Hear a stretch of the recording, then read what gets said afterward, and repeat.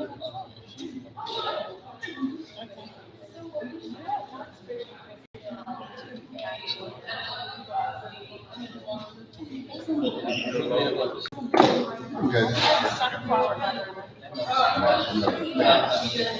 Okay. Realistically, we probably got about 10 minutes. And the timing, I mean, it's always aim for hours, but never quite. Okay. Yeah, the idea is like certain hours. That's it. So we'll see how it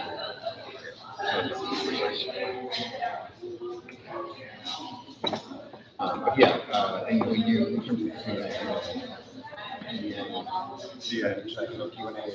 You weren't into it. Yeah.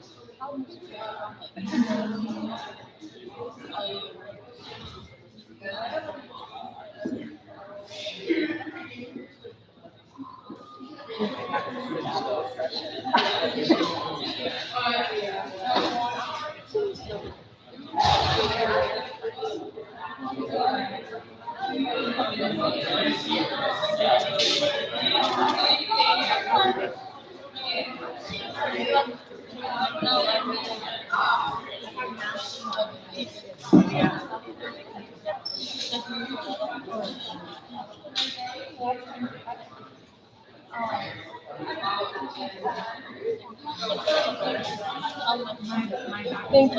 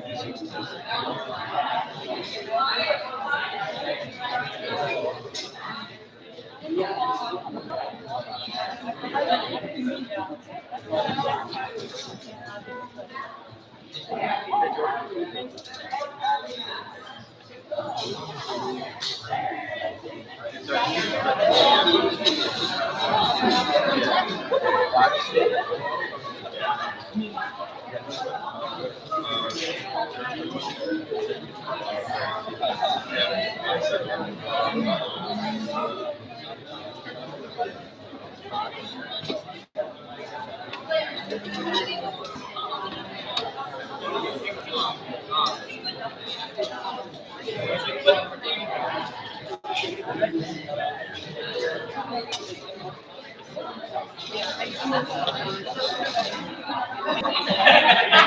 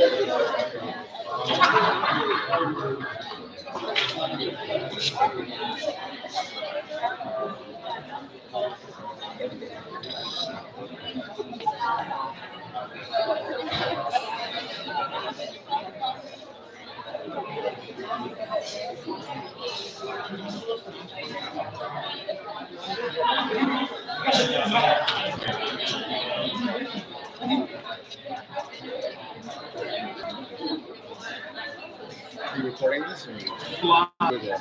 No, Don't know? we just live streamed the live stream. Okay. Anybody can watch, I guess. All the ones I've live streamed, nobody's watched. Everybody's watched, yeah. Because I mean, all the students are supposed to be here in Yeah. person. But I think it's in case we have any COVID cases or anything like that, Right. they can watch it everywhere. Yeah, I'm not sure the student even get to stream. It's a little Yeah, right. not much. It's, Yeah. I might be getting I don't know if you. Oh, yeah, the camera's up there. If you turn the camera so cut this off, it might increase the audio exposure. Let's see, it might make it look better. A little better. we can leave it there. Though.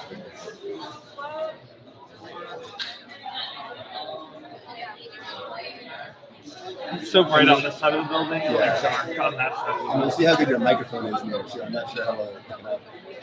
It's picked it up well in the past, but they have mics, so I'm not sure. Alright, it'll be a poor live stream videos. Yeah, For the 0 people who tune in. yeah, for the 0 people. If anybody tunes in, I'll be like,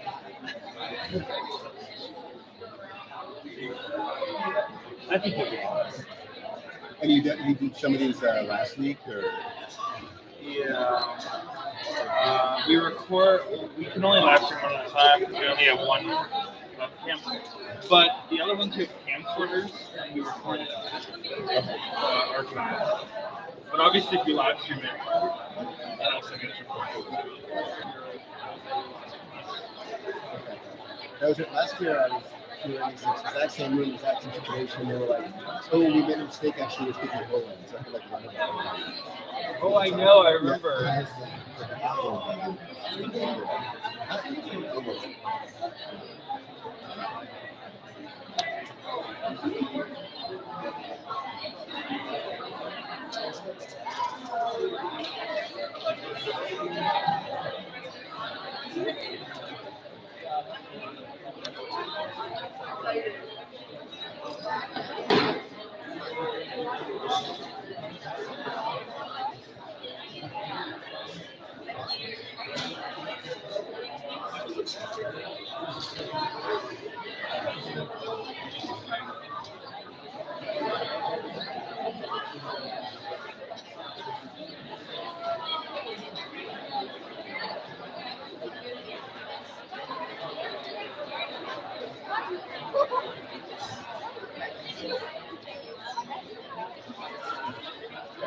Now we can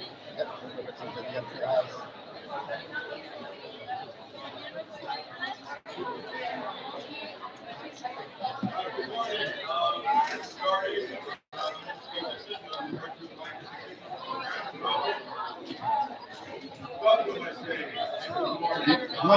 Great pleasure to introduce our speaker for this morning, Paul Payton-Zemansky, Associate Professor of Physics here at college.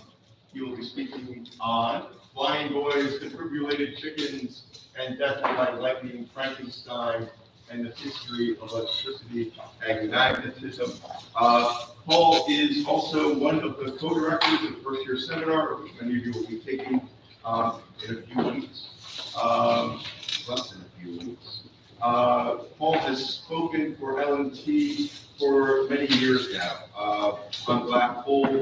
on special relativity. What I tend to get from his talks is a sense, a physicist sense perhaps, of the kind of interdisciplinarity that we strive for in language thinking. Interest in language, in the ways that different kinds of forms of knowledge translate and friction and pressure on each other. And I'm simply delighted to welcome him this morning. So without further ado, please join me in welcoming Professor Casey.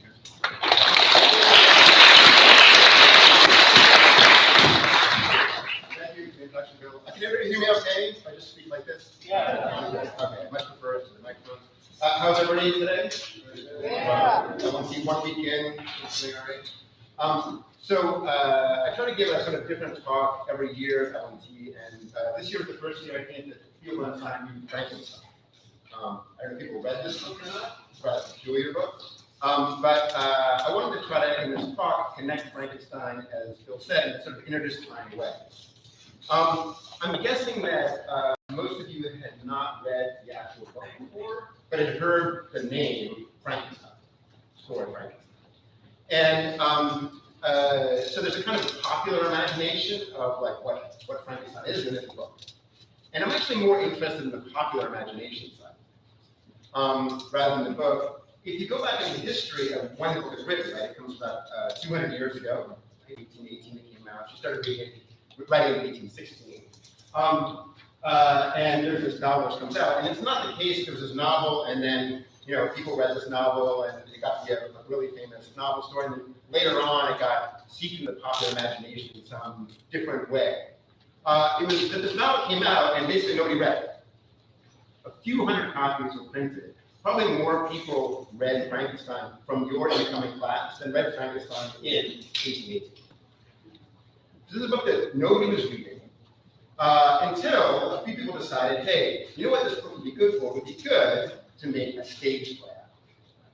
Let's bring this character of Frankenstein and his creature monster to life on the stage.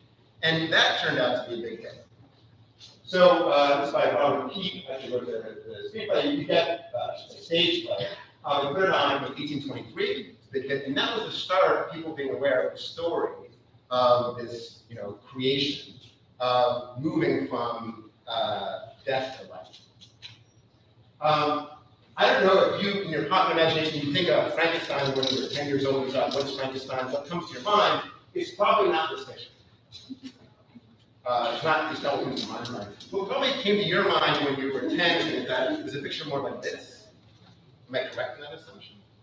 Yeah. So this is the same deal. It's 100 years later, right? 100 years later, people are making movies, and one of the earliest, talking films that I had sound with it was a version of Frankenstein. And this was played by an actor called Boris Karloff, and they made it look like this. And that seeped into popular imagination. This was not the first Frankenstein movie that ever existed. Thomas Edison made a movie of Frankenstein in 1910. It was a very popular story to make into mass media type of communication. And so one question is like, why this story, or why this type of story becomes so popular, right? Like, what is it about the story that makes it adaptive? And in some sense, I would say this is a story that involves science fiction. So science fiction can be defined in a few different ways. I mean, all fiction stories are, taking a sort of familiar reality and then creating a new story that's not quite true, but you recognize elements in that not true story on your own reality. A science fiction story is the same thing, but what it usually does is it adds in at least one additional piece of science or discovery or technology. It's your world, but your world's been changed by something. Sometimes they change a lot of things. Sometimes there's like things in the future, and there's a lot of new technology discoveries, understandings. But you really only need one element, and Frankenstein's kind of a one-element story, right? Just let's add into our existing reality one new bit of science. So Frankenstein is an example of a popular a story that gets very popular, right? It's a science fiction story, and that's not unusual. So you probably have seen one of these films, at least one of these films, and it's the highest grossing films of all time. not inflation adjusted. So most of them, it's all ones that came out in your lifetime. And I would say that most of these stories are science fiction stories, right? In your world, but something's been added a little bit different, or they take place in the future, or some sort of alternate world that's like your world, but there's some different science or technology or something like that. Particularly popular are these comic book movies. I think like 1, 2, 3, 4, 5 of them are like superhero comic movies, which seem to be very popular these days. I would say that I personally, I mean, I'm a scientist, but I'm not like that into science fiction. It's fine, I'm not like pro or con. You may be into or not into stories, but I just should have observed that they seem to be very, very popular. And so thinking about these like superhero movies, there are these characters in them, and these characters, it's like the regular world, and then all of a sudden drop into the regular world, it's like these characters, and that changes the regular world, and it makes you think about, okay, your world in some way. And almost all these characters have something to do with science, so I went through and looked up their origin stories. And most of them are sort of created by science in one way or the other. A very popular thing is accidentally created by science. Right? There's some like lab mistake, and somebody gets some superpower, and all of a sudden the world has changed. Sometimes deliberately created by science. And sometimes that means that the story must involve somebody making an accidental or deliberate scientific discovery, right? Or technological discovery, technological innovation. So those characters, the scientist is sometimes part of the story, right? So this one here, he's not actually a scientist, but he's a scientist who like creates this character. But other characters are themselves scientists. This guy's a scientist, this guy's a scientist, this guy's just good at science, and that somehow plays into the story. That they are one of the actors adding this new science into this fictional. So for me, when you add this new science in, I'm pretty indifferent for the most part about like, what that science is. Like you say, oh, what if you created like a new material that was like indestructible and you make a shield out of it? Nah. I mean, is this interesting? Is it not interesting? It could be a useful plot line. But to me, the interesting things are when the new bit of science somehow plays off some really deep questions, deep like humanities type questions about your world and your reality. And what I want to try to do in this talk is convince you that Frankenstein at least was that type of story at the time it came out. That played off people's knowledge and understanding of some very deep questions. So the first thing to ask is, what is the bit of science that comes in to Frankenstein? What is the new thing? Is it some indestructible shield or some ability to shoot webs out of one hand? Now, the bit of science that comes in due to Victor Frankenstein is that he is investigating the following. Whence, I often ask myself, is the principle of life proceed? To examine the cause of life, we must first have recourse to death. So he's interested in a scientific question about life and death. And his innovation, his understanding, is going to be about life and death. These are good themes for any story, right? Any fictional story, science fiction or not, life and death are very common. People passing from life to death, the threat of people passing from life to death. But I want to ask you, the scientist, what is the difference between life and death? Do you understand the difference between life and death? Do you know the difference between a living person and a dead person? And then if you think you do, how do you know? And this may seem like a kind of strange question, like all the time you'll pick up the newspaper and say, oh, so-and-so has died. There was a person they were living, and now they're dead. You may have had people you know, relatives, who they were living, and they were dead. But I'm asking you a very sort of funny question. How do you know that they were alive? And then how do you know that they were dead? These announcements are just sort of made. You realize you just have to, oh, I heard that this person, this famous actor, whatever, they were living, now they're dead. Like, okay, who decided that? How did that person know when they were alive and how they know if they were dead? How would you tell a person stopped being alive? So you might throw that question back at me and say, oh, I'm supposed to be a scientist. I should answer this question. Like, there's some scientists, they know the answer to this question. Some are physicists. I have no idea what the answer to this question is. I don't know anything more than that. when I thought about this question about do I understand life and death, actually my mind was cast back to another comic book, which people may have encountered, which was actually a comic book I read as a kid. I didn't read many comic books, but this one I liked, and came out in the 80s. You can tell there's blood on the cover. It begins with death, and then one of the questions is like, how did this person die? Again, they made a movie of this. There was like a TV show that came out a few years ago. Made this pretty popular. And one thing I like about the story is that it's pretty minimal on the fiction, the science fiction part of it, which is it's basically a world. There's not really superheroes, but it's basically just like people who dress in costumes, like people who put masks on. Like how ridiculous is that? Like why would somebody just walk around putting a mask on? And some of them are kind of pathetic, like this is like a person just dressing like a costume. So I kind of like that that actually doesn't have much fiction in it. But into this story, there was actually one character who does have a sort of like real science fiction element, which is this guy back here, who's blue. I'll show you another thing. He tends to be blue and naked. I don't know why. He just walks around blue naked all the time. And so he's the one with like a superpower. And people talk about him being like Superman, this and that. But who he really is, the power is he's God. He has complete omniscience about everything past and future. Right? And he can create or destroy anything, anywhere, at any time. Right? Create a whole planet, destroy a whole planet. So it's an interesting thing to add into the story. Like, what if God was just like a person who doesn't talk? Would do anything? And there's a scene in this story where one of the characters talking about this person who's passed from life into death at the very beginning of the tale, whose blood is on the front cover, is asking, like, well, what do you think about this person's dying? He says, well, a live body and a dead body contain the same number of particles. Structurally, there's no discernible difference. Life and death are unquantifiable abstracts. Why should I be concerned? A little bit chilling if God tells you, life, death, man, this is one of these meaningless human concepts, unquantifiable. Now, I'm just adding aside, this guy's an origin story. What did he do before he was God? He was a physicist. I don't know if that had any influence on my becoming a physicist. Like, oh, this is going to be God.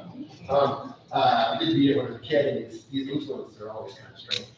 And that introduces this other sort of scary part of these stories, which is that, oh, some scientist discovers something, and do you trust the scientist, right? What is the scientist going to do with this power? Good, and you said good, and evil? Like, what is their moral standing?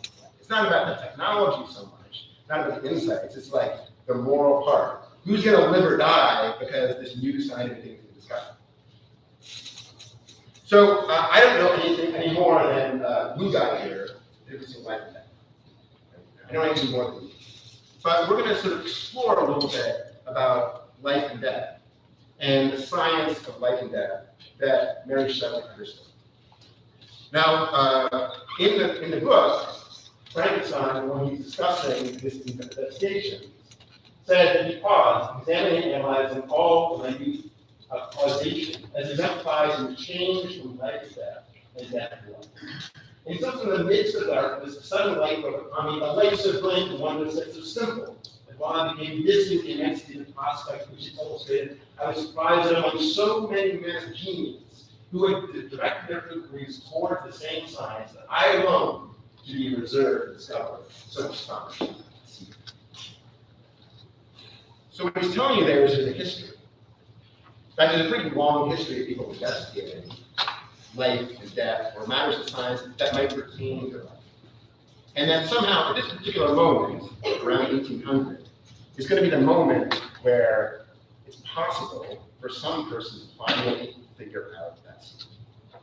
So what I'm going to do for most of the hour is tell you about this story, these people of genius, right, who came before, who tried to understand certain things that had to do potentially with life and death, and how it arrived to Mary Shelley in 1800, and how that changed the story that she told, and changed the way that audiences react to that story, and maybe was an explanation for why that story became so popular when it was brought to the stage.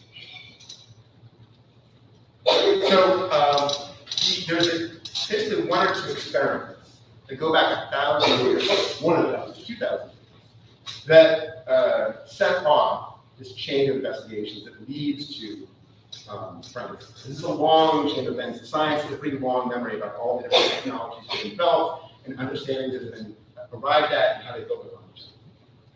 And so I'm going to show you the key experiment that really starts this whole thing. It's a pretty boring experiment. What you do is you take a particular stone, and this is an amber, it's petrified tree sap, like a rosin, like a bit of used instrument made of bow with rosin. And you take that petrified tree sap, and you rub it on a fur or something, some cloth, like that. Take that, and if you do that, take that particular stone, and you rub it, and then you put it over some small little bits of object paper, bits of organic material that you dried up. It attacks them, picks them up. Now, for a science talk, you may be used to like somebody coming up and giving us some grand demonstration by some cool science principle. This is a really minimal experiment. It's pretty boring, not a crowd. But it was the one experiment that people could do repeatedly over and over and over again that gave them some insight into this secret of nature, which might be considered a secret. The first written records we have about people doing this experiment come as the other things from ancient Greece, 2,000 years ago. Amber, the material which they traditionally used, has a name in Greece, and its name is electron. Where we get the word electricity, electric, all comes from that stone. There's another stone that you probably played with a minute at the amber, which looks like this. It's a little bit of iron, so it's called a lodestone. And there's a kind of similar experiment which you've probably done with this stone, where if you can find this particular type of stone and just pick it up and hold it over particular types of objects, you can't use paper, you can't use dry organic material, but you find other bits of the right type of metal, you can just pick those up. So it's kind of similar, right? You have some stone and just like picks these things up kind of magically. So we don't know how far back magnetic technology was known. But the most intriguing evidence actually comes from America. So in Central America, the native civilizations, this is before the Aztecs and the Mayans may have heard of, there were the Olmecs. And the Olmecs happened to live in an area where you could find a little bit of this iron material. Much harder to find than here.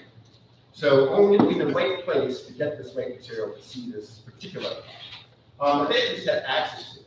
And the Olmecs provide, there's no written records, they didn't have writing in front of them. One of the only artifacts they left were these giant heads.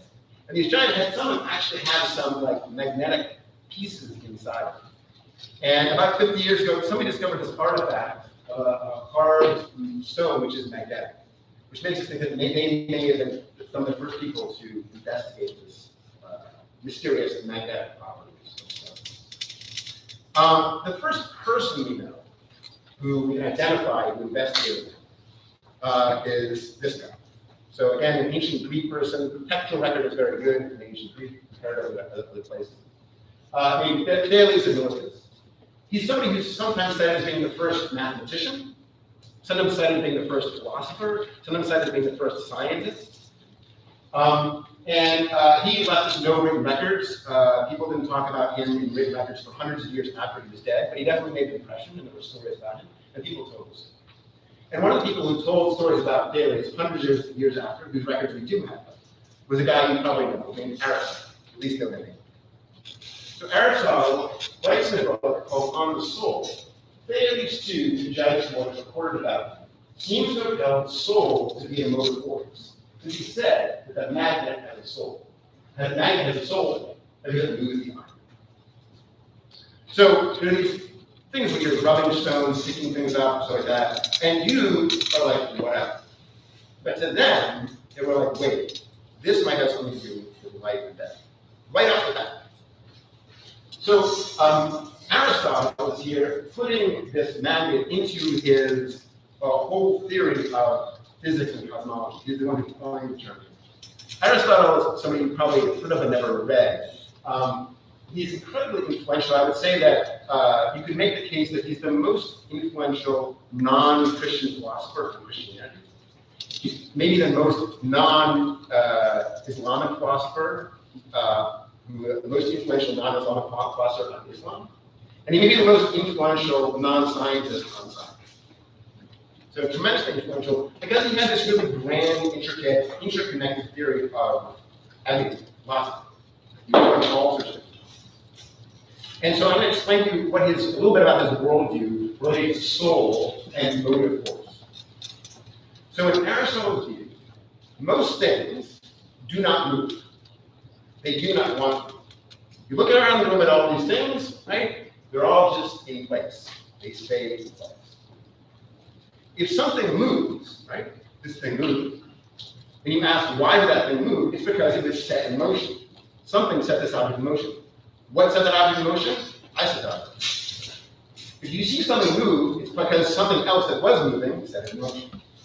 And if you trace back those motions, what you usually find is something like you, or me. Somebody who can move without themselves being moved. I can just start from rest, just start moving. So there's an idea that what can exist is certain objects have the ability to move without being moving. They are unmoved movers.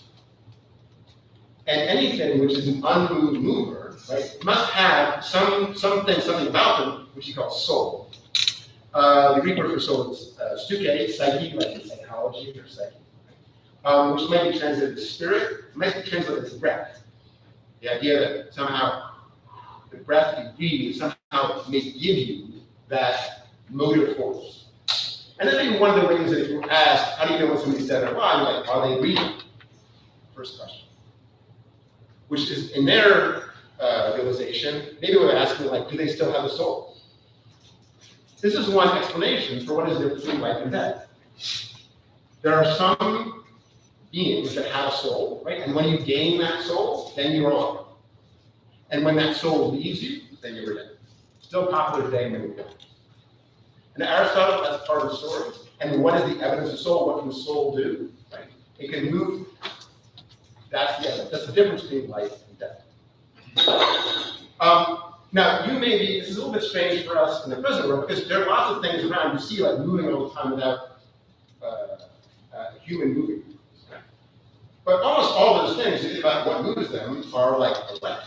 But they didn't know much about electricity. In this world 2,000 years ago, right, the things that move without being moved are human, animals, living things. There's a few other aspects of this. There's one of the things that moves, which is very important to Aristotle, without being moved. And that's that if you go outside and look up, you'll notice the sun is moving across the sky. The stars are moving across the sky. So what's moving then? There must be some sort of unmoved mover that is causing this. Some great, grand, unmoved mover. He calls it prime mover. And this gets integrated later on into Christian and Islamic theology. It's like, what could be the great unmoved mover that moved the heavens? Right? Must be the deity itself. But then there are these peculiar little examples of these stones. Right? And these stones don't do really dramatic, unmoved motions, but you just take the magnet, you hold it over something, and it moves. Right? The magnet didn't move, but it picks up the paper. The amber doesn't move, but it picks up the paper. So he's like, Thales too is agreeing with this. The magnet must be something with a soul. The life force must also exist in you. And this is a worldview that persisted in different forms for thousands of years. Now, some of you, I'm guessing, are not into soul stories. Right? You think that there's some other scientific story about why things move. Fine. If you want a more mechanical story, I'll mention one other person. Oh, I should say about Aristotle. On the soul, his son's known by its Greek title, but more often is known by its Latin title, which is de anima, right? So anima is the Latin word for soul, from which you get things like animal. Animals are unmoved movers, things that must have a soul. So a more mechanical explanation, if you like, someone who's actually in your reader, or an excerpt from this book on the nature of the universe. It's kind of a grand title for a book. If you ever write a book, you want to have like on the nature of the universe, you're really dreaming high. And so he says, here's his explanation for the magnet. The stone develops. The stone must estimate the density or emanation of atoms, which dispels by process of enlarging all the air that passes between the stone and the iron. When this space is empty and a large crack in the middle is left void, and atoms of the iron altogether immediately slide and tumble into the vacuum. It's a little bit hard to make sense of what's going on, so let me give you a picture. You have a magnet, and you have a little bit of iron, a bit of paper clip or something like that. And around both of these are air. The blue little things are atoms of air. So because of atoms, you believe in these individual things called atoms. I don't know if you've ever heard of such things, but and what he's saying is that the magnet must emit a dense stream of emission atoms. So this like this, emits some stream of atoms, and knows not how to air atoms, and that creates a little void and vacuum in the iron or something. So there's no soul, no life force involved in this theory. Right? Purely mechanical. But this theory was not particularly influential. The Aristotelian theory was much more influential, particularly in the West, but in the Middle East as well. And held sway for literally almost 2,000 years, 1,500, 1,800 years. So I'm going to skip ahead a bunch of history. One notable thing I'll skip is an important discovery of magnetism made by the Chinese, which is that there are two poles to the magnet. One of them point towards the North Pole, and one of them points towards the South. Then you can invent a compass. Because I want to get to Mary Shelley's, closer to Mary Shelley's time and place. Let's get to England in 1600. So a few hundred years out still from when Frankenstein. And this is a very revolutionary time, right? People are challenging the old order in all sorts of ways. So one example would be the Catholic Church, which very much subscribes to a sort of Aristotelian universe worldview, right? It's being challenged by the Protestant Reformation. People are questioning all these dogmas of the church. And then people are questioning all sorts of things about the natural order. And one of the received wisdom which they've been given about how the world works. Scientific theory. One of these people is William Gilbert. So this is a painting from actually more Mary Shelley's time. There's a picture of him back here, which was made at this time that's being copied. This is William Gilbert here, and he was positioned to Queen Elizabeth I. Right now we're under Queen Elizabeth II. Not we, Commonwealth. And what he's doing here is he is demonstrating some experiments on magnetism or electricity, one or the other. And everybody's very interested in these new experiments. So he's going to reinvigorate this. And on the side here is this old, kind of decrepit looking guy. And he is the old, like Aristotelian. He's got all these, old parchments with their writings on them that he knows about, that he understands the worldview that comes from, from the ancient Greeks and the ancient Romans, right? And that's what he knows. But he has to bend his head and look at these new experiments. So Gilbert is part of this new wave of people who say, we're going to do things a bit differently. And this is sometimes termed the scientific revolution. So he writes a book called On the Magnet. And in it, at the very beginning, he says, stronger reasons are obtained from sure experiments and demonstrated arguments than from probable conjectures and the opinions of philosophical perspective. What has been happening, he and others are saying, is that people have just been accepting received wisdom for people speculating on how the world works. And what you need to do is actually look at reality. You need to do an experiment and see what actually happens. Right? This is empiricism, and you are going to base science on experiments. That may seem like an obvious thing to do. That if we're going to do science, we should do experiments. It's not obvious to everybody to come. And if you think that's the way that you learn science, I would ask the question, going back to Lucretius, whether you've ever heard of atoms and you believe in atoms. So he said, oh yeah, I heard about atoms in school, this and that. Have you seen atoms? These atoms that people speak of? Or is this just some received wisdom that somebody told somebody else, and somebody told somebody else, and somebody told you, and everybody's like, oh yeah, atoms, nobody knows atoms. Not an obvious thing. Are you actually somebody who's going to go forth and do experiments to find atoms? Yeah. I've seen a photo of an atom. Do you think you've seen a photo of it? I would dispute what you've seen, but we can be sure. I've seen a photo of a gold atom. You've seen a photo of what? A gold atom? You've seen a photo of a gold atom. So was this was this a picture that had like a blob in it? Yeah, they told you that was an atom. I can get you lots of pictures of blobs.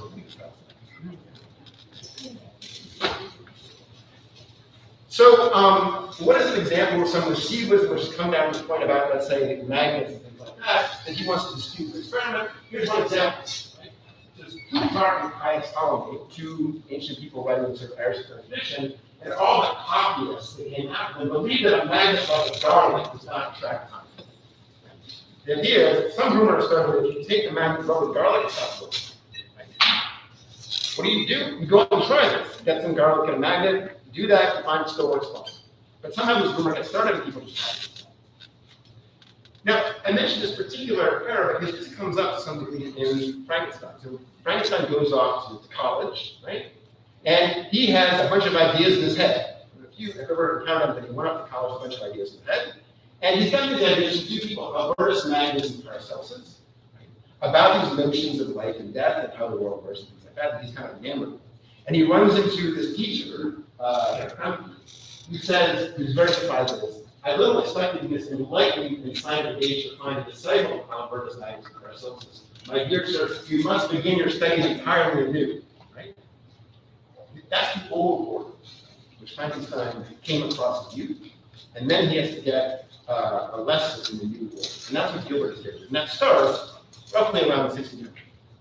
But even somebody living in 1800, like Frankenstein, could still be know the old order and then be introduced to the new world. So I'll just mention one key experiment that Gilbert did, which is one of my favorite experiments in all of science. And some of you might have thought about doing this sort of like a magnet. A magnet has a north and a south pole. They attract each other, but they repel the same ones, the north and south. South, if you've ever played with magnets, you probably found this concept out. And the question is, if you took this magnet and you cut it in half, so here's his magnet, if you cut it in half, what happens? You get 1/2 north and 1/2 south. And if you've probably never done that experiment, but if you do, you find that you get two magnets, two small magnets. And I'll give you the question, which is, what do you keep doing this? If you keep cutting it smaller and smaller and smaller, maybe down to the atomic level, like do you actually still find magnet with north and south? So Gilbert is very enamored of magnetism, and one of the things he thinks it's going to help with is another piece of this revolution, which is the idea that the Earth goes around the sun rather than the sun going around the Earth, right? They're challenging people that, oh, it's not the sun's not actually moving, the sun is stationary, it's the Earth is moving. We have this problem, the Earth is moving, like, what's keeping us on the Earth? If the Earth is rotating, why are we flying on the Earth? Well, you know that Earth has some sort of magnetic properties, right? It's got a north and south pole. So maybe it's magnetism which explains why we stay on the Earth, or what keeps the moon orbiting around the Earth. Another person of the next generation had a sort of similar idea, was Henry Potter from Gilbert. And Gilbert had discovered that it wasn't just amber, but there's lots of things you could rub that will have this effect. So diamond, for example, you rub diamond, you can do the same thing. Gilbert is very good at making all sorts of new materials that you can rub and have this electrical attraction. And when you do this enough time, you get kind of tired of like rubbing things back and forth, or the arm gets tired. So he also do a device here, which you take your material and you put it on a wheel, and then you turn it. Much easier motion, and then you hold in your other hand that fur or whatever is rubbing it, and you electrify this electric generator. And he makes all sorts of complexities, and one of the things he knows is that he can get not only attraction but repulsion. So here's him holding one of these electrified orbs, and he's floating some little piece of something in the air. And if you're trying to figure out how the moon stays above the Earth, well, maybe that's something with this electric phenomenon. Okay, so just to say one other of these generators, this is kind of a nice one. So a little more complicated, I've got a big wheel with some ropes attached to a smaller wheel for the internal ball, and this ball is made of glass. And one of the key pieces of technology which Europeans are very good at is glass technology. And they were getting better and better at making glass, including types of glass that you could do this electrifying effect with, which is great because it's much cheaper than amber, right? And definitely much cheaper than stone. So they can now electrify pieces of glass, they can electrify the glass. In this particular experiment, that's made a hollow glass piece, and there's a little solder here, and you can put things inside. And one of the things they put inside was mercury. And if you do this experiment, you put some mercury inside a glass ball, and then you turn that crank, you get it to spin, and you rub it. What happens is the ball gets electrified, but the whole thing starts to glow. And you've seen this effect before, in fact, you're seeing it right now, because all the lights in the room work on basically that. There's mercury inside the light, and somehow they're being electrified as well. So the key next discovery was in the generation after this. It was made by him, Stephen Gray. He was a dyer by trade. He dyed like wool and dyed colors in different dyes. And he was sort of semi-retired. And by this point, things have gotten cheap enough that you can actually like acquire kits to do electrical experiments. So you get like a glass rod, which you can rub and electrify. And one of the things people discovered is that if you get that rod dirty, right, then it stops working as well. So you want to keep your rod clean, you want to keep the outside clean, you want to keep the inside. So on that rod, what they did was they included a cork that you put at the end of the rod to keep the inside dust and things in. And one of the things you notice is if you rub the rod, right, and electrify it, it can pick up little bits of heat. But he discovered that the cork at the end of the rod could also pick up bits, even if he didn't rub the cork. So then he takes a sort of baton, an ivory baton, a needle that he happens to have, and he sticks that at the end of the cork. And he rubs the rod, and then the cork becomes electrified, it picks things up, and the piece of ivory becomes electrified, and it picks things up. And so what he's discovering is you can electrify things in one place, with this rubber, and somehow it can conduct somewhere else. So he gets more and more excited about this. He's living in a kind of small apartment. He gets in touch with friends out in the countryside with a little room, and he starts setting up experiments that look like this, where they take very long ropes. So here's the glass rod he has. Right? He's got a fur on this end and rubbing it. And at the end, you stick a rope in there, and then you just string this along the whole house, lead hundreds of feet, like out the window, down to the garden, like that. And you rub one end, and you see at the other end, go pick up little bits of paper, and it does. But one of the things they learned pretty quickly is that this rope can't touch the ground. You have to suspend it off the earth. And there's a couple of additional ropes here suspended on the earth. So this is discovery of what's called electrical conduction. You create electricity, electrify something in one place, and it can flow. Sometimes it's like a fluid that can flow from one place to another, and electrify things way out there. And the other thing we discovered is that when you electrify something here, the thing down there gets electrified basically instantaneously. You can't, it's so fast, rubbing here and electrifying there, you can't like time it. So this, like a lot of scientists discovered, is a kind of a niche thing. Like only certain people are really going to get into this. And so what you want to do, like with Frankenstein, is sort of popularize this experiment. You want to be able to use this experiment to sell tickets to something, right? Stage show. So what do? Rubbing a rod is not very interesting. Electrifying a rod or a piece of ivory or a cork, not very interesting. What do you want to electrify? Human being. So you prepare for yourself a small child, right? You know you need to suspend the small child off the earth, so you hang them to a few threads. And then you take your rod and you electrify it and you touch the small child, and the child becomes electrified. And they pick up little bits of paper. Right? You can make money off of it. And it's not like a magic show, right? So you do these shows, you see this trick, and at the end of the show, you say, hey, you want to try this at home yourself? You're like, well, you can't do magic yourself. Why don't you buy these glass rods, bits of paper, we'll send you a whole kit, and you can do this at home. So this is Flying Boy experiment. So in the scientific realm, the next person just a few years after this to speak of is a guy named Charles Duffay. So now moving across the English Channel to France. He was very fancy and aristocratic. He was a gardener. He was the head gardener of the royal gardens. But he did a lot of electricity experiments in his spare time. And he did, one thing he discovered was instead of using bits of paper, he used gold leaf, which actually is much more controllable than bits of paper. And by doing that in a very controlled way, he realized that if you take electrified glass and you get this repeated phenomenon, right, which solves some previous mysteries, which is that the electrified glass will attract the gold foil, it will come in contact with the rope. And that was hard to tell before in this experiment. There's a sort of cycle of attraction, contact.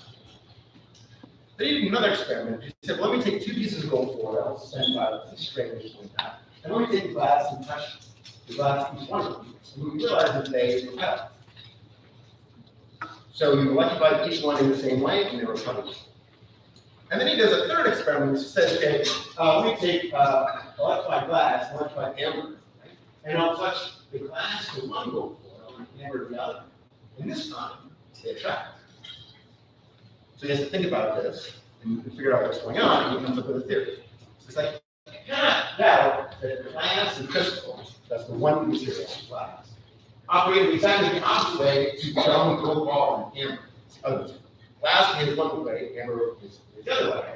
so that a leaf, a gold leaf, repelled by the former because of the electricity which it attracted, will be drawn backward by the glass.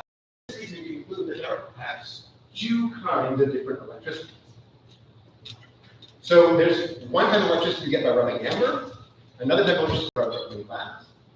The electricity repels itself. It's electrified the same way the two gold leaves repel themselves, but if they're oppositely charged, like opposite types of electricity, then they attract. He gives these names. One type is vitreous electricity. Vitro is the Latin word for glass, like as in vitro fertilization. IVF is in glass in the test. And amber is a resonance. This is resonance. Two types. So Dufay has an apprentice named Jean Nollet, and he does more of these types of experiments. He's also an aristocrat. He shows these things off for people on cells, these kits and stuff like that. And so this is sort of typically what's happening about this time. Is remember, no TV, no internet, no screens, nothing like that, right? How do you want to spend an afternoon if you're wealthy, right? Do some sort of entertainment. You call in John Nollet, right? And you gather your friends around, and one of them gets suspended, like in a ongoing experiment, and you rub the rod and you electrify her, and she gets a little bit of paper. And there's another fun thing you can do, which is you can have your friend like touch her nose, right? And that friend will get a little spark, a little electric shock. Isn't this fun? So this is what entertainment looked like in the 17th. If that seems not, I don't know, a little too tame for you, something a little risque, I can suggest the following. So here's our electrician, right? And he's got this wheel, he's turning this wheel, and turning it right, and turning this wall, so he's rubbing that wall and slapping on it. And then you conduct electricity to this woman here. She's suspended from the earth on a little stand, right? And she gets electrified, and then her lover moves in for a kiss. And when they kiss, sparks fly. Exciting stuff. Okay, so it's all good fun and games, right? What happens is life and death. It's all good fun and games, but I just know about this point. Now, I noticed that in your reader, there's a reading from Thomas Kuhn on scientific discovery. And in that reading, he talks about 3 scientific discoveries. Number 1 is oxygen. I know everybody's heard of oxygen. Number 2 is X-rays. I'm guessing everybody's heard of X-rays. And number 3 is the Leyden jar. Now, I would be surprised if you or any of your instructors knew what a Leyden jar is. This is a Leyden jar. This is what he's talking about. You have to look at that reading. So, here on this right, he's bachelor, he's mostly working in France. He's doing an experiment which kind of makes sense too. You're electrifying different things. Let's try electrifying different substances. What's a very common substance? Water. Can water be electric? What are the electrical properties of water? So here's the setup, right? Maybe a ball, which is spinning, you rub, you have a little chain attached to a rod, attached to a bar, and this can conduct electricity into the water. Right? And then you can touch the rod and see if the water actually electrified or not. Right? So, which looks at this experiment, he does this experiment, and then a few hours later, he shows up at a friend's house named Jean Alman. And Jean Alman has an account that said, Mushaber was so painfully affected that when he came to my house a few hours later, he was still shaking. And he told me that nothing in the world could make him try the experiment. What happened? So after he collects himself, Von Mushaber relates to the Royal Society of Paris, like the big scientific society in France today, an account of what happened. He says, I would like to tell you about a terrible experiment which I advise you never to try yourself. Nor I, who have experienced and survived by the grace of God, do it again for all the kingdom of France. What happened? I tried to draw the snapping sparks that jumped from the iron to my finger.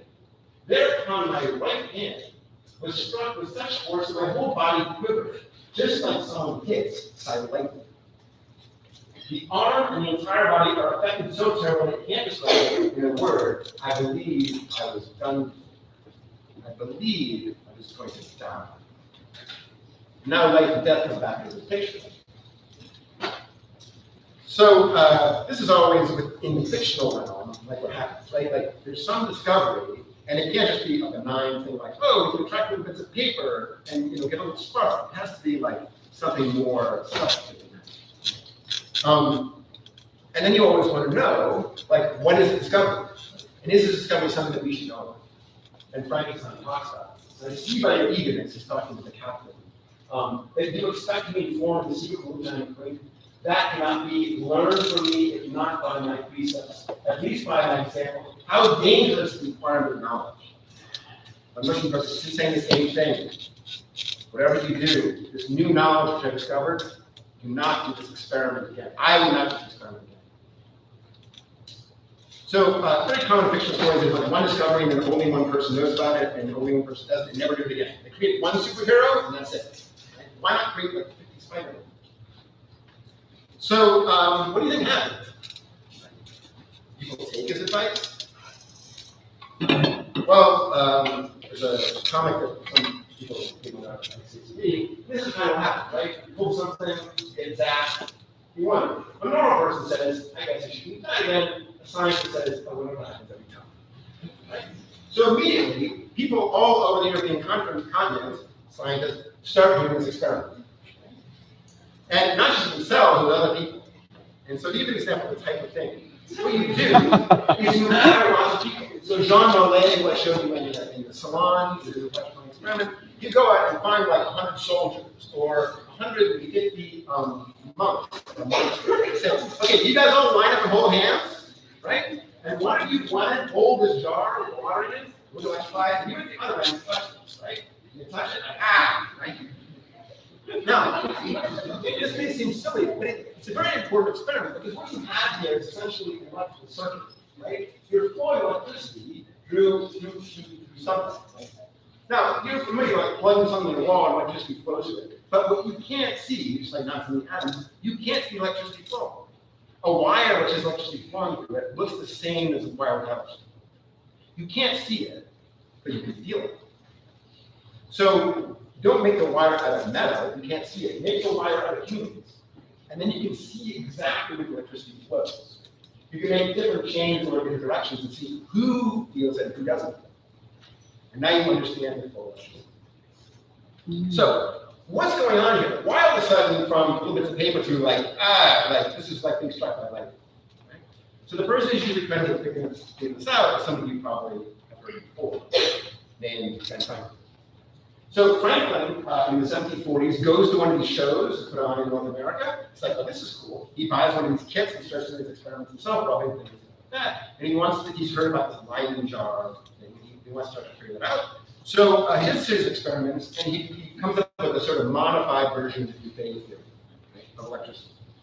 And his modified version looks like this. It's like there's some sort of fluid, and you can think about it a couple of ways. One is there's a positive fluid and negative fluid, and these combine and neutralize each other to get nothing. Or you can think about that there's just one fluid, and some things have fluid and some have deficiencies, and some have a balance to that. But either way, there's just a positive, negative, and neutral state. And so the positive electricity, negative electricity. And this electrical fluid is conserved, right? It doesn't never get more or less of it, it just moves one place to another. You can take a neutral object and separate out some of this fluid.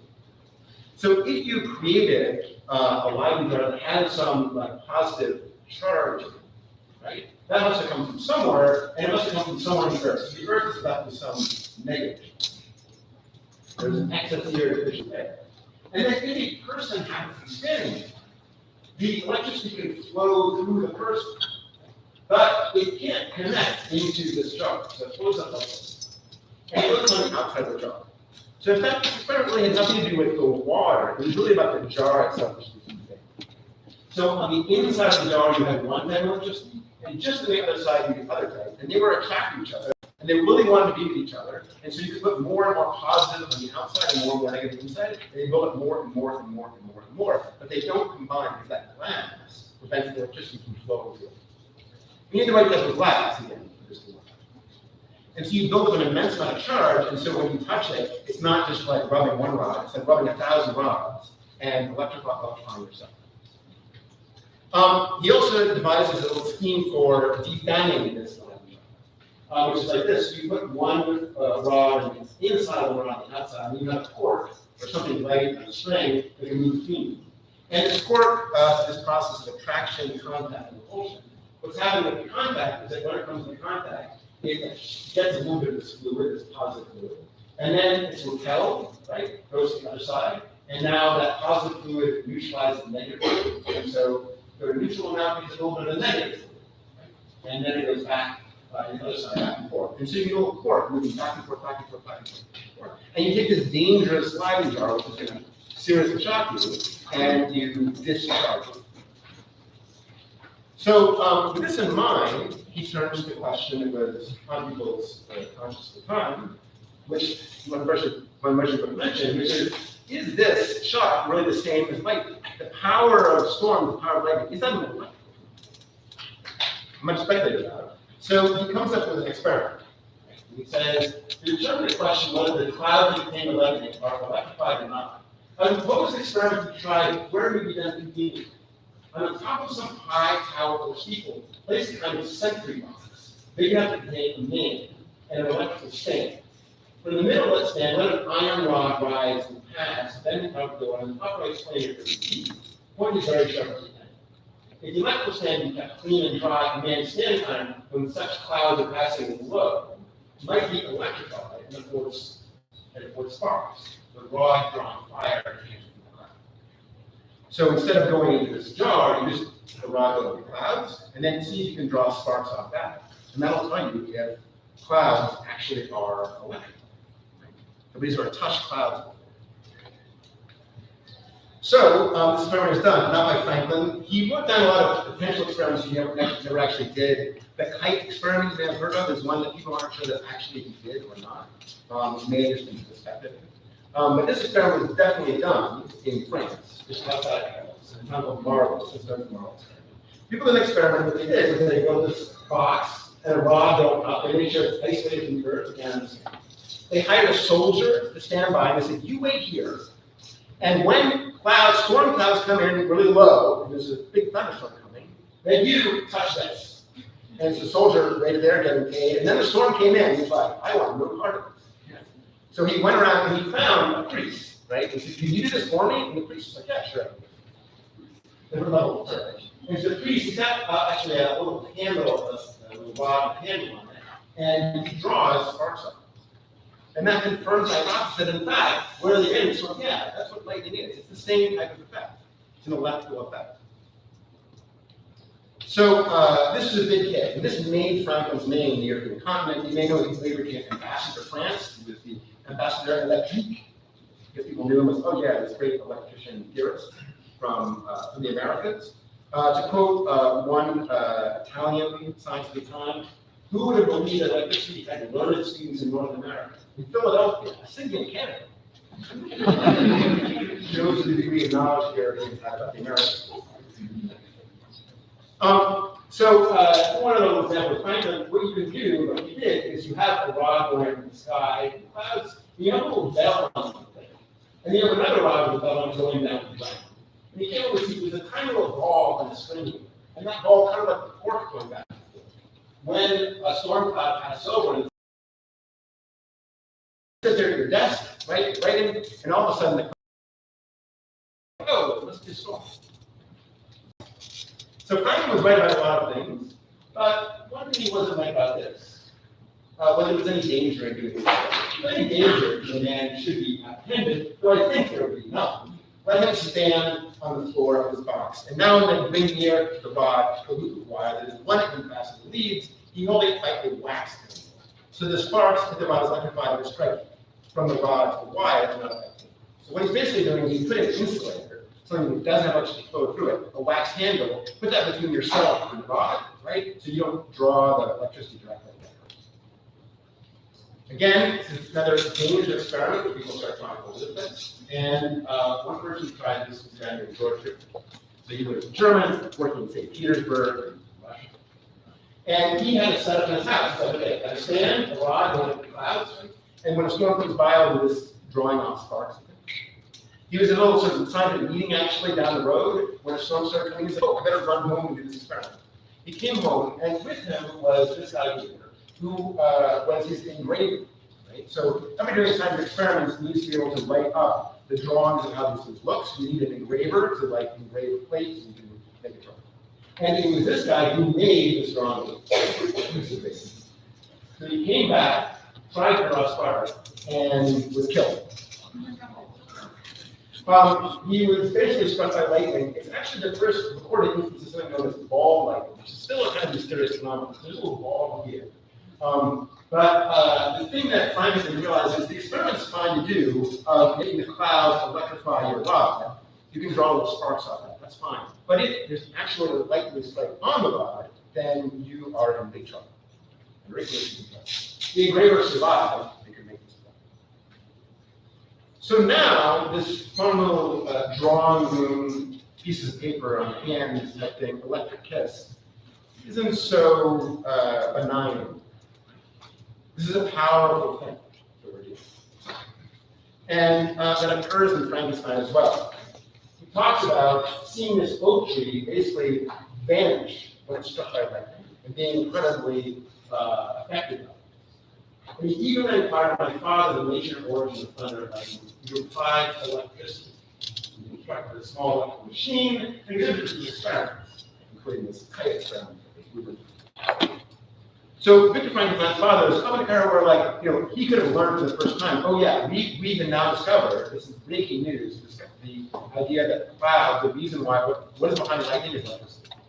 A generation earlier, his grandfather, Victor Frankenstein's grandfather, wouldn't have known. We're getting closer and closer to the era in which Frankenstein takes place. So I'll try to put this in a more contemporary context. When you have all of a sudden these scientific discoveries that really impact the popular imagination, and start to make people wonder about the power that the science has and how that power might be used. So one example of this, radiation, nuclear physics, known, understood, people are curious about it in different ways, but all of a sudden in 1945, there's a weapon invented based on explosives, which can basically blow up the entire world. And that impacts people's imaginations greatly. Oh, what is this power? Who has this power? What are they going to do with this power? Who knows how to harness this power? What are the scientists telling us? It was only about 3 days later that Stan Lee wrote this comic book. Right? And he's like, what sort of device do they use? What sort of science fiction do they use? Well, let me take a person and imagine that they were bitten by a radioactive spider. Right? Something to do with nuclear physics. Something nuclear, and all of a sudden there's some superpower, potentially uncontrollable. The same year, he wrote this other character, which is an ordinary scientist who, something goes wrong, he's exposed to gamma rays, radiation, and he becomes this sort of like uncontrollable monster. So a more recent example, let's say the mid-90s, maybe the time when it starts, when people realized you could take an animal and clone it to make an exact copy of it using genetics, biochemistry, things like that. And all of a sudden, this starts to affect the popular imagination variously. So when they redo like a Spider-Man movie, it's not necessarily a radioactive spider anymore; it's a genetically engineered spider. When they redo the Incredible Hulk movies, he's been genetically engineered with radiation somehow being that genetic engineering in some way. So you are on the cusp, right, of some scientific discoveries. And what are those scientific discoveries going to do? What are the ones that have been discovered? How are they going to affect the world? This is the type of era which Mary Shelley is writing, where all of a sudden electricity has become like a nuclear bomb, like a clone machine. And people at the time, right, are wondering, oh, this power, this thing that has power to kill you, maybe that's the secret to life. Maybe that's also the power of bringing back to life. So people start doing experiments in that direction. You don't usually start with people, you start with animals. So this guy is a Swedish veterinarian, and he does experiments like this. Takes a lion power, charges it up, applies to the chicken. See what happens? He says, so the shock that had the animal went in lifeless. And arose with a second shot to the chest. So let's walk about the light. However, after the experiment was repeated rather often, the hen was completely stunned and walked with some difficulty. It did not eat for a day and night. Then later is very well eaten later. Fun, it's all fun. So people start doing these types of experiments. These are hard to do in some sense. You need the right equipment to charge this up. And it just uses one shot. So there's a key piece of technology, one last piece of technology that had to be invented that made these types of experiments really easy to do, and really tied together the idea of electricity having something to do with light. And that was the invention of something you know called a battery. So a battery basically works by taking two pieces of metal, different metal, and some other material, which is called an electrolyte, which can be lots and lots of different things. So two different types of metals and something else. It's technology which was probably discovered accidentally many times before it became influential and got reported and people investigated it in a systematic way. There's an interesting about 1000 AD in Baghdad of an artifact which looks like people made a naked battery there. But one of the first batteries we reported was, I should say that something like this is zinc, manganese, potassium hydroxide. The first battery we know about was created by this guy, Johann Sulzer. And he used silver, lead, and tongue, namely his tongue. Take silver, lead, you put them together, you put it in your tongue, and you feel, right, there's enough feeling in that electrical flow. Kind of a curiosity. But the real battery was experiments done about Luigi Galvani. Galvani is a name that comes associated with electricity, right? And you may even know the word galvanize, right? Someone who galvanizes the crowd, right? Electrifies the crowd. That comes from his last name. So he used iron, brass, and cloth. Or accurately half. Now, I should be clear, he didn't actually do the first experiment. It was discovered by accident. And it was discovered by somebody in his lab. We don't know. You will notice my story has contained a series of men. There were women doing science this time, but it was very challenging, right? Are the women going to be afforded the education to do science? Are they going to be allowed socially to do science? Do they have the ability to buy the scientific equipment to control economics? And the answer to a lot of times to those questions is no for one reason.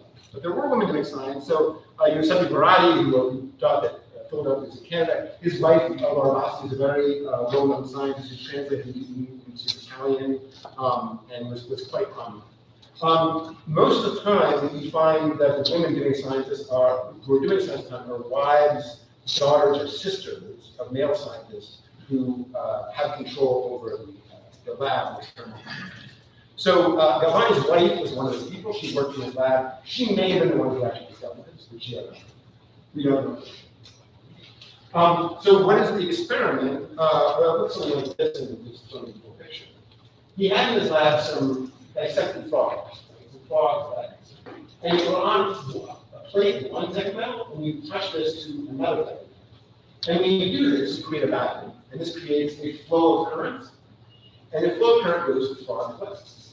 And what happens when the current goes to the frog's legs? Well, you start moving. All of a sudden, these things which are dead look like they're alive. Now, what Galvani thought at the time was that he had somehow extracted out of the frog like this life force, right? This animal electricity. Right? That electricity was the secret to life, and what he was getting was some sort of remnant life force. He went a little bit wild with experiments, you attaching frog legs to the lightning rods, things like that. But the person who discovered this actually had nothing to do particularly with the animal. Was another name that you might run across, and also Volta. So volt is a 9-volt battery.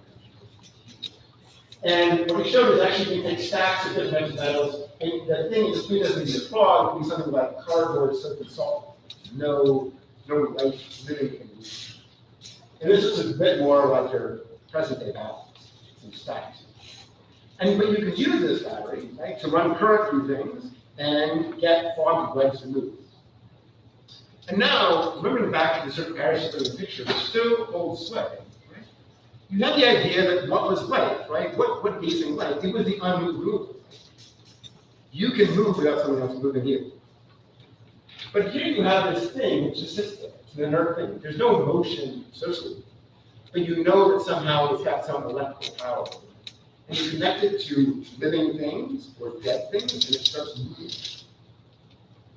So maybe the key to the unmoved mover really is electricity. This is the light force. So people start using it for this end. Maybe you're interested in trying to bring somebody back to life, right? A very common case is drowning. You can pull somebody out of the water and they may have no breath, they may have no motion, but you can sometimes get them to come back to life. One technique is to try to get the breath of life, the soul, back into them, right? So you can blow air into them. This gentleman here is trying that technique. I wouldn't have used the orifice he chose, but this other guy is using electricity. Right? He's applying electricity person to try to bring him back to life. The little fog is here from wires to show you that that's what he's doing.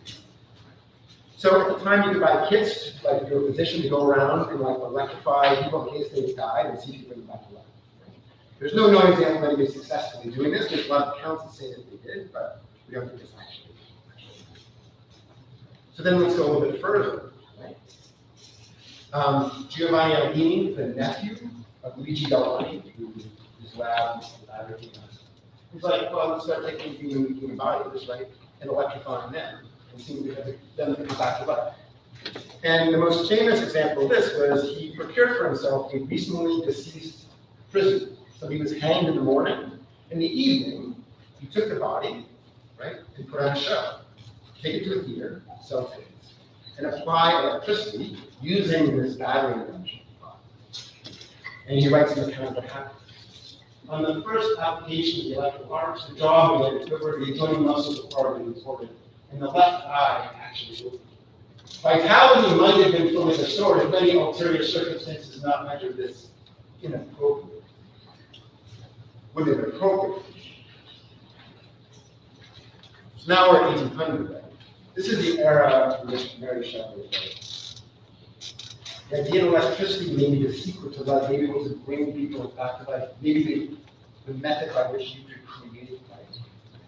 It is a very present thing to our audience, very present to her. She knew about such experiments. Her husband conducted electrical experiments in his dorm room when he was at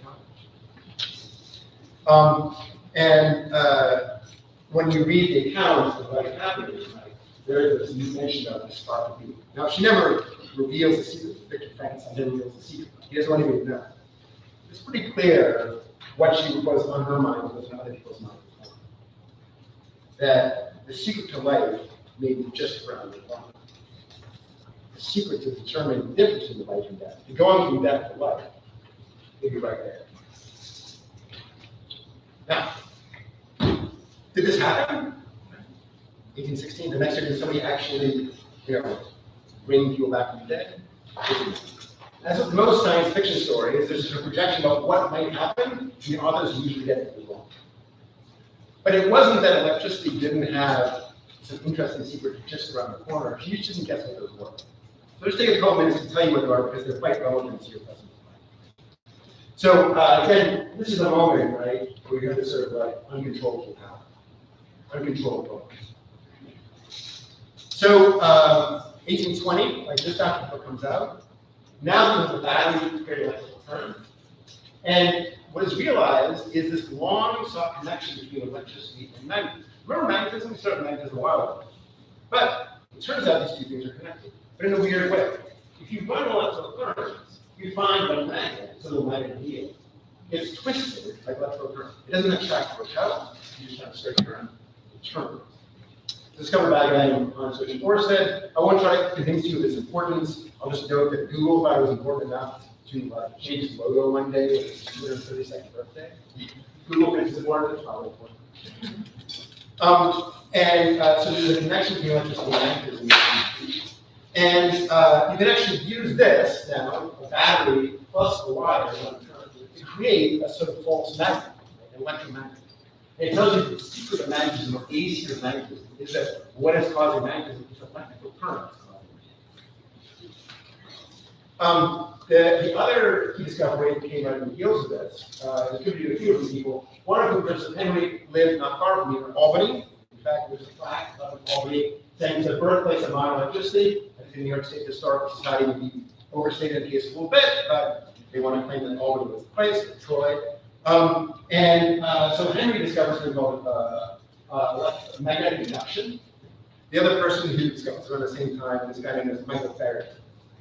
Michael Faraday is a really amazing character. I mentioned, almost no women in the story. Up to now, there's basically no poor people in the story. Michael Faraday grew up poor. You had to have money to do something.